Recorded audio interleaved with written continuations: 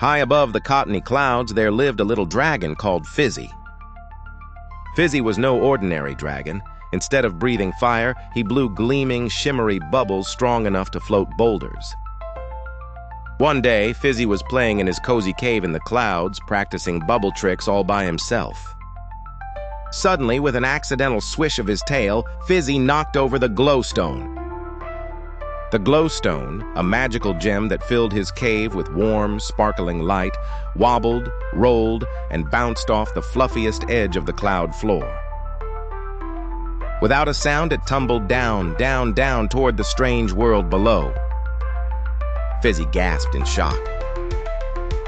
He rushed after the glowstone, huffing out bubbles to slow its fall. But his bubbles were too light and far too slow. The stone tumbled faster and faster through the sky. Unable to bear the loss, Fizzy squished his eyes shut, blew a cluster of powerful bubbles for steering, and plunged off the edge of his cloud in a wild, swooping dive. That day, Fizzy soared and whirled through the sky, chasing his glowing treasure. He saw the glowstone land upon a sharp mountaintop where, crack, it split apart into 3 shining pieces, scattering blue, green, and red lights in different directions. Fizzy glided down and landed in a bouncy, leafy forest canopy. Here, everything was solid and spiky. For the first time, Fizzy realized he would need help. A little green hummingbird named Pin flitted past, watching the dragon with curious, wary eyes. Pin disliked Fizzy's sticky bubbles, but zipped over anyway, intrigued by the dragon's panicked flapping. "If you help me find my glowstone pieces," Fizzy pleaded, "I'll carry heavy dewdrops for you. No more balancing." Pin considered, then nodded quickly, eager for some help with his morning chores. Pin wasn't just fast, he was clever too. Soon the 2 friends flitted over the tall trees to a peaceful pond, where the first blue fragment gleamed on a lily pad.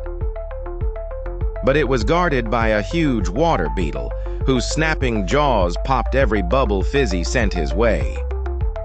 After some head-scratching, Pin darted past the beetle's eyes, distracting it while Fizzy focused all his breath to create 1 extra strong, unpoppable bubble. The bubble snatched up the blue piece, and they darted away before the beetle could snap again. Next, Pin led Fizzy to a rocky field, glowing green in the distance. Spiky stones and thorny bushes made every bubble burst on contact. Even worse, a gang of harsh jaybirds patrolled the spot, chattering noisily. But Fizzy used his bubbles in a new way. He blew a frothy, sticky shield over the rocks and thorns, making the ground soft. Together, they squeezed past the jays and collected the green glowstone fragment. As they hurried on, a trail of black, sticky sludge led them through the woods. Sludge slugs, the muckiest creatures in the forest, crept along, heading straight for the final, red, glowing fragment sinking into a marsh. Sludge slugs used their ooze to cover the last piece, hiding it from Fizzy's bubbles. No matter how many bubbles Fizzy blew, the slugs just absorbed them into their slime.